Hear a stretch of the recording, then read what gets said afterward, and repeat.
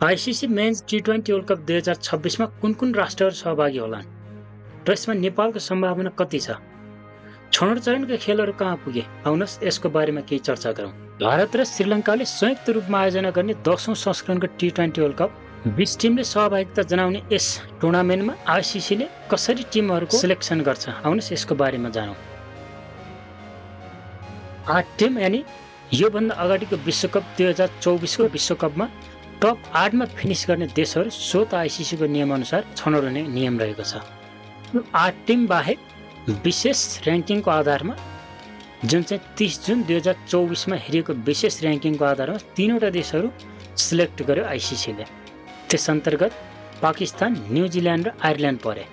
यो विश्वकपमा पाकिस्तान, न्युजिल्यान्ड र आयरल्यान्डले टप 8 मा फिनिस नगरे तापनि 30 जुन 2024 को र्याङ्किङ अनुसार उनीहरू 6औं, 7औं र 11औं स्थानमा थिए। क्रमशः 6औं मा पाकिस्तान, 7औं मा न्युजिल्यान्ड र 11औं मा आयरल्यान्ड रहेका थिए, जसको कारणले गर्दा आइसिसीले 3वटै देशलाई विश्वकप 2026 को लागि स्वत छनौट गर्यो।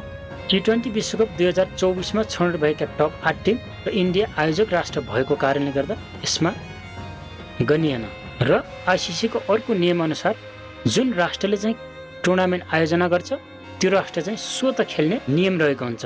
त्यो नियमको कारणले गर्दा भारत र श्रीलङ्का स्वत छनौट भए।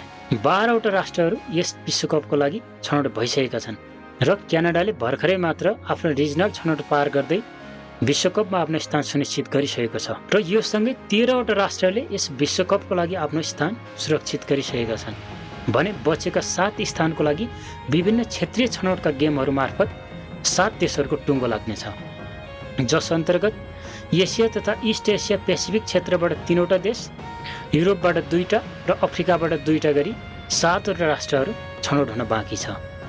अब आउनुहोस् कुरा गरौँ नेपालको सम्भावना के कति छ त।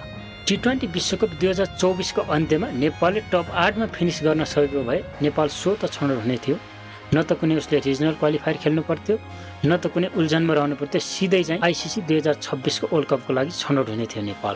आइसिसीले 30 जुन 2024 को र्याङ्किङ उठाएको थियो, जसमा पनि यदि हामी 11औं सम्म टप 11औं सम्म परेको खण्डमा पनि हामी यस विश्वकपमा स्वत छनौट हुने रहेछौँ र त्यो पनि हामीबाट सम्भव भएन। र्याङ्किङ 11औं नभएको कारणले गर्दा, हामी पछि परेको कारणले गर्दा त्यो पनि हामीले छनौट गर्न सकेनौँ, जसको कारणले गर्दा अब यस विश्वकपमा हामी पुग्नको लागि एउटै मात्र विकल्प छ, एउटै मात्र बाटो छ, त्यो भनेको रिजनल क्वालिफायरमा उत्कृष्ट प्रदर्शन गर्नुको विकल्प छैन। एसियन तथा इस्ट एसिया पेसिफिक क्वालिफायर अन्तर्गत नेपालले Kuwait, UAE, Hong Kong, Malaysia, Papua New Guinea जस्ता राष्ट्रहरूसँग प्रतिस्पर्धा गर्नुपर्नेछ र यस प्रतिस्पर्धामा नेपालले उत्कृष्ट प्रदर्शन गर्दै आफूलाई टप 3 मा पुर्याउनै पर्नेछ। यदि यहाँ पनि नेपालले टप 3 मा पुग्न सकेन भने विश्वकप पुग्ने हाम्रो सपना अधुरै रहनेछ।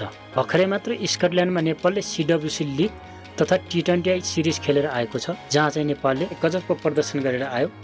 अब यसपछि नेपाल श्रीलङ्का भ्रमण जानेछ, त्यसपछि नेपाल अस्ट्रेलियामा जानेछ, जहाँ चाहिँ नेपालले बङ्गलादेश र पाकिस्तान जस्ता टिमहरूसँग खेल्ने मौका पाउनेछ र बिग ब्यासमा खेलेका विभिन्न अनुभवी खेलाडीहरूसँग पनि साक्षात्कार हुने मौका पाउनेछ र त्यसपछि सेप्टेम्बरमा नेपाल युएई जानेछ, जहाँ चाहिँ वेस्ट इन्डिज जस्तो विश्वविजेता देशसँग 3वटा टी20 म्याच खेल्नेछ। यो एउटा नेपालको लागि गौरवको विषय रहेको छ, एउटा महत्त्वपूर्ण विषय रहेको छ। यस खेलबाट नेपालले हार या जित जेसुकै हासिल गरोस्, तर एक विश्वविजेता राष्ट्रहरूसँग खेल्दा खेलका रणनीति, माइन्डसेट र आफूलाई इम्प्रुभ गर्ने ठुलै मौका पाउनेछ। हामीले क्रिकेटको विश्वकप जस्तो महाकुम्भ सन् 2014 मा पहिलोचोटि खेलेका थियौँ। त्यस पछाडि हामीले विश्वकप खेल्नलाई लामो सङ्घर्ष गर्नु पर्यो। 10 वर्षपछि 2024 मा मात्रै हामी दोस्रो विश्वकप खेलेका थियौँ र अब तेस्रो विश्वकप खेल्नका लागि हाम्रा खेलाडीहरूको एउटै मात्र बाटो रहेको छ, त्यो हो रिजनल क्वालिफायरमा उत्कृष्ट प्रदर्शन गर्नु। आशा गरौँ हाम्रा खेलाडीहरूले उत्कृष्ट प्रदर्शन गर्दै यस विश्वकपमा सम्पूर्ण दर्शकहरूलाई झुम्ने मौका दिनेछ। तपाईँलाई के लाग्छ, नेपालले यस विश्वकपमा खेल्ला या फेरि अर्को विश्वकपको लागि स्ट्रगल गर्नु पर्ला? आफ्नो राय कमेन्ट बक्समा छोड्नुहोला। म मिल्नेछु अर्को भिडियोमा। Thank you.